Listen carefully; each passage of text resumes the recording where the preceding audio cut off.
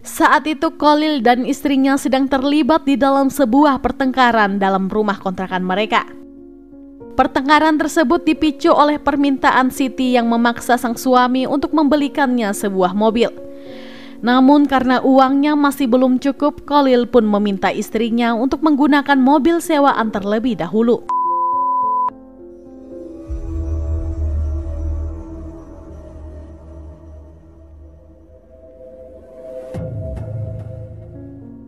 Assalamualaikum warahmatullahi wabarakatuh. Kembali lagi di YouTube channel saya, Lembaran Cerita. Semoga kabar kalian semua sehat selalu dan pastinya diberi kebahagiaan dalam menjalani hidup. Di video kali ini saya akan membahas tentang kasus pembunuhan yang terjadi di Karawang, Jawa Barat. Nah, daripada kelamaan intro, yuk langsung kita bahas. Seorang pria yang tinggal di sebuah rumah kontrakan di Grand Orlan, Ciranggon, Majalaya, Karawang pada tahun 2015 bernama Muhammad Kholili atau yang lebih akrab disapa dengan Kholi, berusia 23 tahun. Ketika usianya baru 21 tahun, ia memutuskan untuk menikah muda dengan wanita pujaan hati bernama Siti Saidah yang saat itu masih berusia 19 tahun. Tidak lama setelah pernikahan tersebut, mereka dikaruniai satu orang anak laki-laki. Setelah kelahiran anak mereka, karena keduanya sama-sama sibuk mencari nafkah, mereka memutuskan untuk menitipkan anak semata wayangnya itu kepada orang tua dari Khalil yang tinggal di Bogor.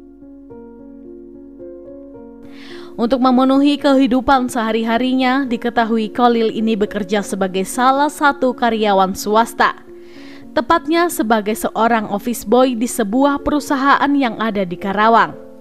Sedangkan istrinya, Siti Saidah, bekerja sebagai seorang sales marketing perumahan. Menurut keluarganya, sepasang muda-mudi ini dikenal sebagai pasangan yang benar-benar romantis. Keduanya diketahui kerap memposting foto dan video mesra di akun mereka masing-masing. Namun di balik semua itu, ternyata keduanya seringkali cekcok dan adu mulut di dalam rumah kontrakan mereka. Menurut Siti, suaminya ini merupakan sosok pemarah sekaligus keras kepala. Bahkan untuk masalah-masalah yang sepele saja, Khalil tidak tanggung-tanggung untuk memarahi dan membentak istrinya. Selain itu, Khalil ini juga jarang sekali pulang ke rumah kontrakan itu, sehingga membuat istrinya merasa kesal. Untuk meluapkan kekesalannya, Siti sering menulis sebuah catatan yang menjelaskan bahwa dirinya merasa sudah tidak kuat dengan kelakuan suaminya yang pemarah serta jarang pulang.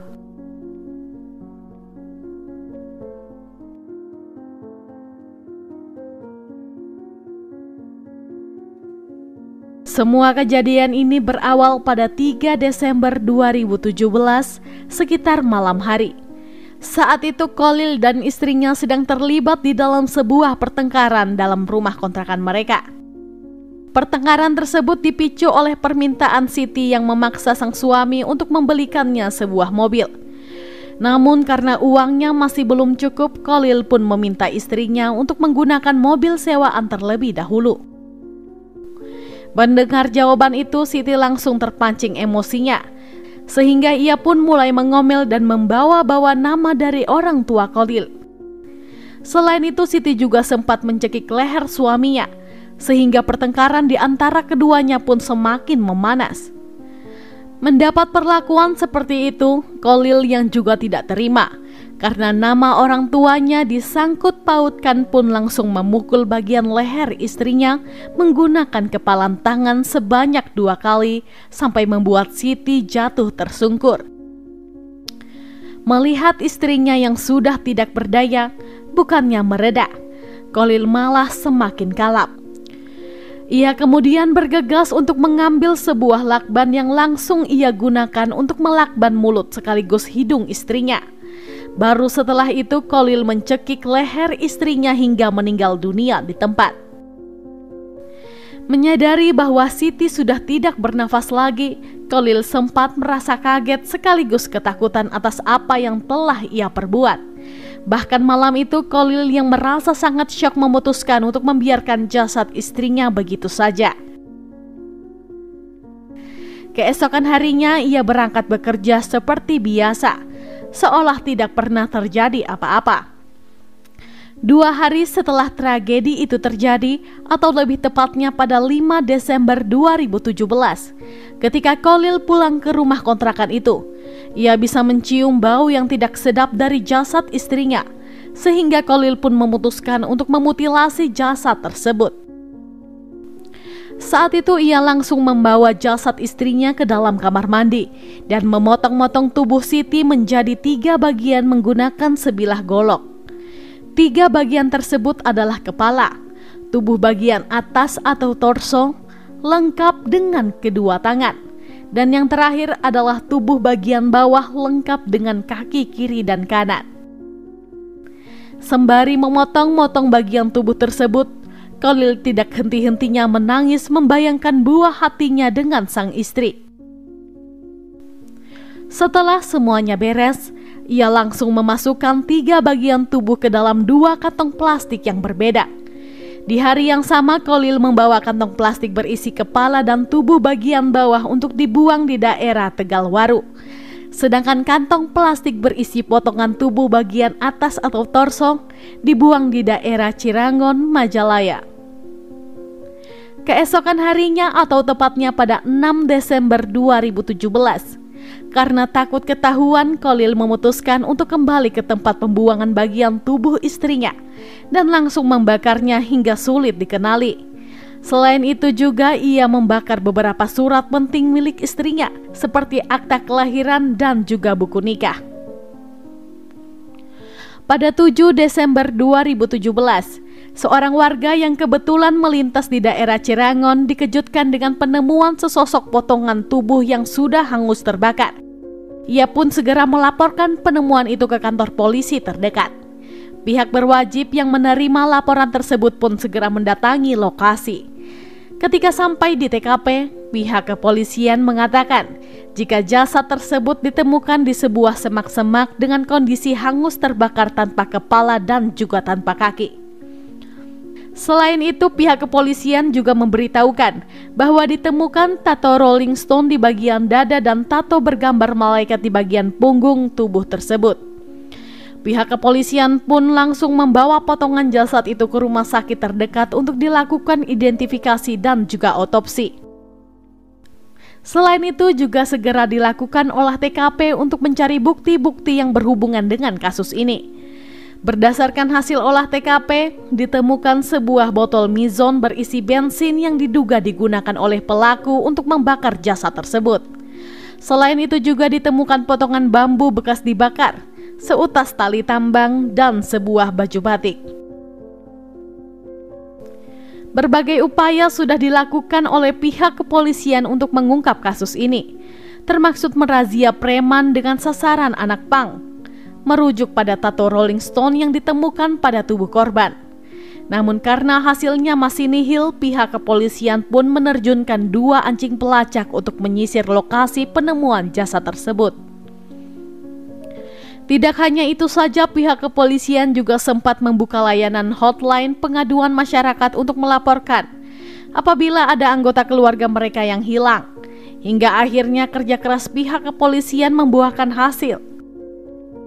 Pada 12 Desember 2017, Khalil tiba-tiba mendatangi kantor polisi untuk mencari keberadaan istrinya yang hilang.